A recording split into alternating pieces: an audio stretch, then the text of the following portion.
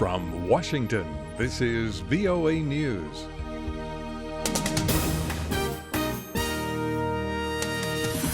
I'm Dave DeForest reporting the U.S. stopped Syria talks with Russia. A State Department spokeswoman, Elizabeth Trudeau, cited continued military attacks against civilian targets by Russian and Syrian forces. Unfortunately, Russia failed to live up to its own commitments, including its obligations under international humanitarian law in UNSCR 2254, and was also either unwilling or unable to ensure Syrian regime adherence to the arrangements to which Moscow agreed.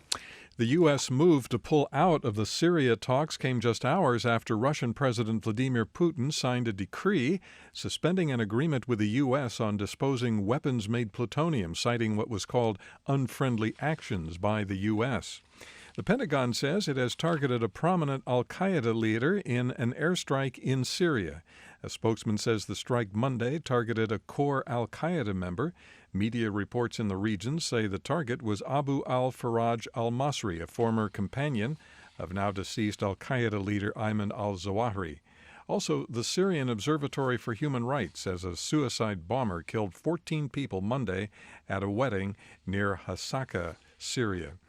Colombia's leaders are trying to figure out what to do following the unexpected voter rejection of a peace agreement with FARC rebels.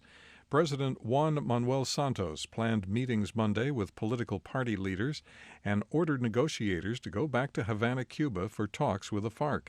The president and FARC leaders are vowing to push ahead with the peace process. Voters narrowly rejected the accord by just 54,000 votes. This is VOA News. Taliban insurgents are said to have overrun a sizable section of the Afghan city of Kunduz after staging a multi-pronged offensive. Residents say fighting is raging in the central part of the provincial capital. They say Afghan security forces are trying to defend the regional police headquarters and the office of the governor. Heavy rains from the outer bands of Hurricane Matthew pelted Jamaica and Haiti Monday, flooding streets and sending many people to emergency shelters as the Category 4 storm moved through the Caribbean. Jamaica's government has discontinued a hurricane warning and replaced it with a tropical storm warning. The U.S. National Hurricane Center in Miami said the center of the storm would pass just east of Jamaica Monday night and approach Haiti's southwestern tip before heading for eastern Cuba Tuesday. 3 deaths are being blamed on the storm. Officials in the U.S. state of North Carolina have declared a state of emergency for the central and eastern parts of the state where the hurricane is expected to hit.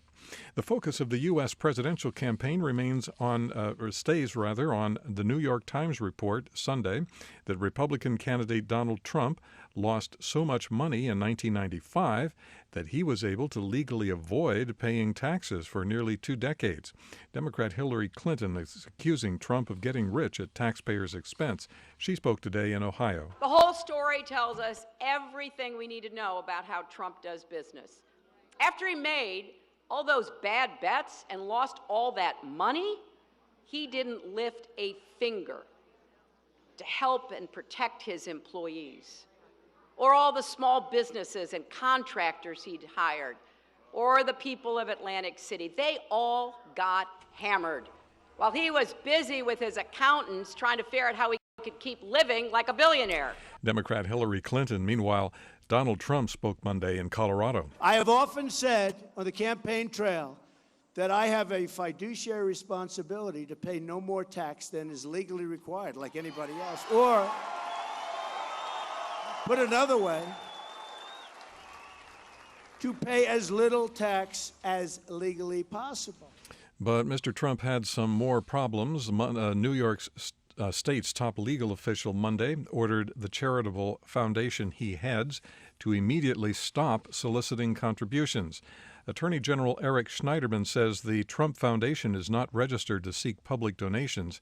He says unless the foundation files the required paperwork in the next 15 days, it would consider it to be, quoting now, a continuing fraud upon the people of New York. In Washington, I'm Dave DeForest. That's the latest world news from VOA.